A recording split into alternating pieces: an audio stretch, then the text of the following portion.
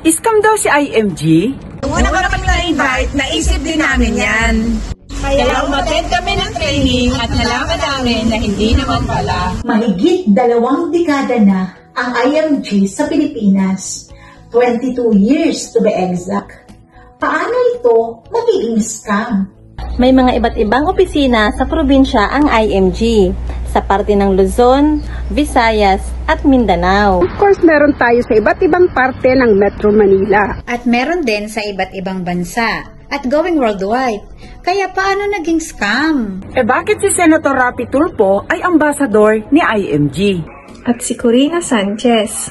Pati si Boya Bunda. May mga iba't ibang partners silang companies sa investment, katulad ng top mutual fund companies sa Pilipinas. Meron pang real estate partner, insurance, pati ang Palawan Express. Kaya mukhang malayo sa sinasabi nila na scam sila.